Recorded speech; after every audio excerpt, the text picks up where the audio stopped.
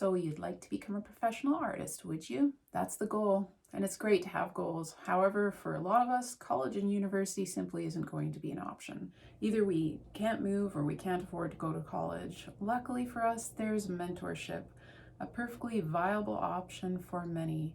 It's an old-fashioned route, but it'll get you there. And that's what this video is all about. We're going to discuss how do you find a mentor in your area. I've created this worksheet. That's our map. However, this worksheet is really ugly. Ew.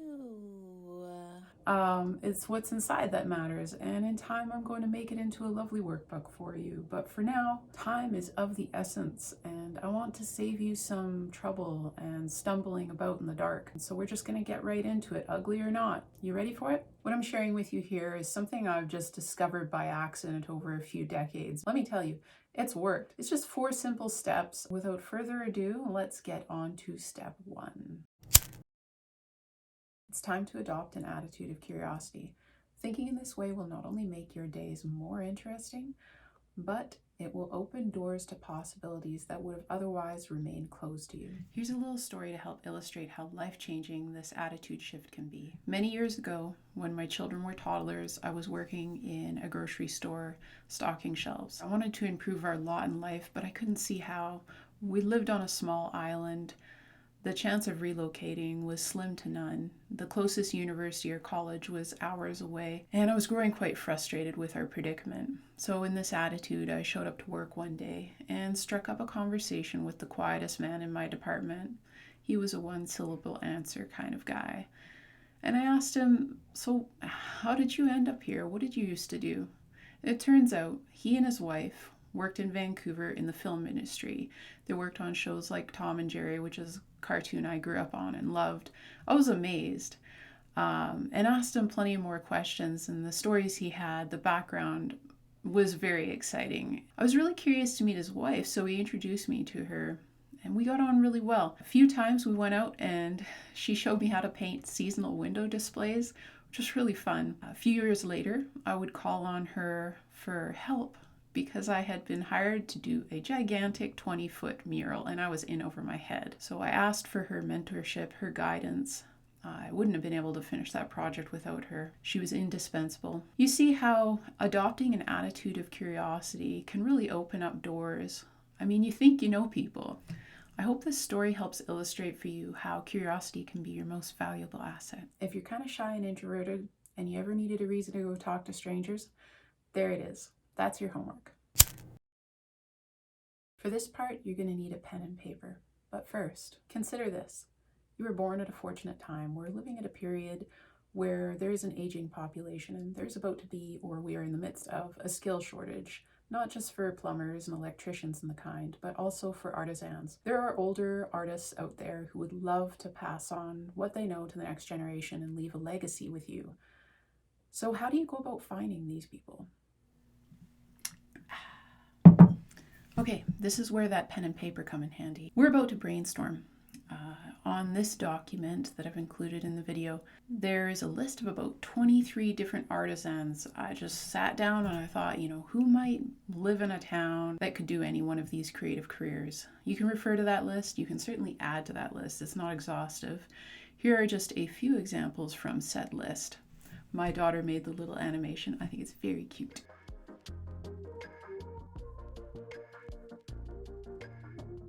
There's lots of ideas there, 23 different artists, but see if you can add to it, drag in your friends and family, see if they have any bright ideas, write them down.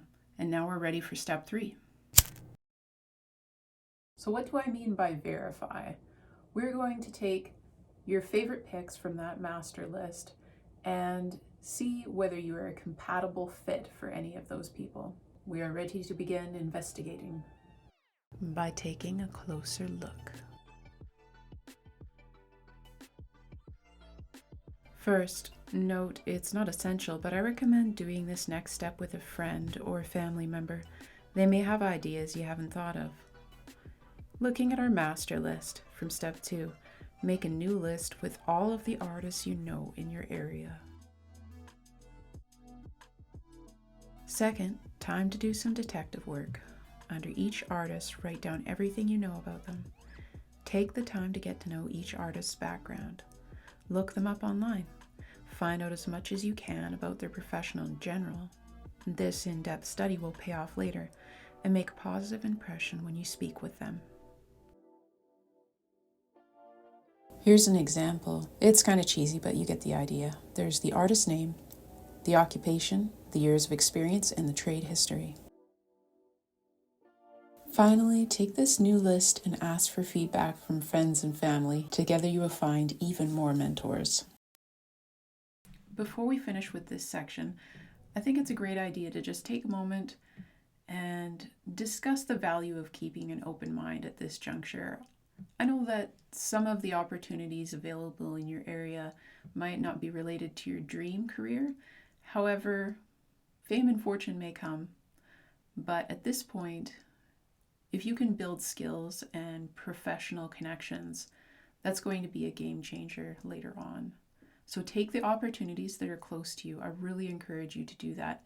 Also, you may discover talents and interests you didn't even know you had. Embrace this part of the adventure. So long as you are developing creative skills, you're on the right path. With any luck at all, you already know this prospective mentor, and you've known them for years. In the event that you don't, though, you're going to need to make an introduction, or better yet, you'll need an advocate to recommend you. A recommendation goes a long way. Again, it's time to call on those lovely friends and family members. Maybe they can make the introduction. When you do meet this prospective mentor face to face, what's the one question you should never ask? Will you mentor me? As endearing as that is, it's also unnerving. Think of it like this. If you were on a first date and somebody asked you to marry them, that'd be a bit uncomfortable. Kind of puts you on the spot. Also, you don't know anything about this person and they're asking you to give so much of your life and your time to them. It's not a good start. We can do better than that. From experience, we know that it takes time to build meaningful relationships, and a mentorship's a very special relationship. I mean, we're asking another person to take time away from their friends, their family, their work, their chores, hobbies, demands, to spend teaching us. That's pretty amazing. And it takes time to build the kind of trust that would be involved in that sort of relationship. If this person's new to you, just enjoy the process of getting to know them. Often with really interesting folks, you're learning so much in just a short conversation with them. It's very enriching. Take your time, let the process unfold naturally. Also, look for opportunities where you might be able to benefit them. Show them that you're into having a reciprocal relationship. Maybe there's things you can help them with. Maybe you have a strong back and you can simply help out with a bit of yard work. That can be huge for a lot of people. Show them that you're available and interested in benefiting them. All of this talk of meeting new people and having to be tactful and careful can be very nerve-wracking. And I think it's important to remember that in contrast, people also have goodwill in them and they love to help other people out and see them do well, especially under their guidance. It's a beautiful feeling to help other folks out. In fact, chances are pretty good that if you meet a creative person, they have a secret longing to pass on their knowledge and change a young person's life for the better. As I mentioned earlier, with the aging population and the huge skill gap, a lot of people haven't been thinking about finding mentors in their area and thinking very locally. So I wouldn't be surprised if this process actually unfolds rather easily for you.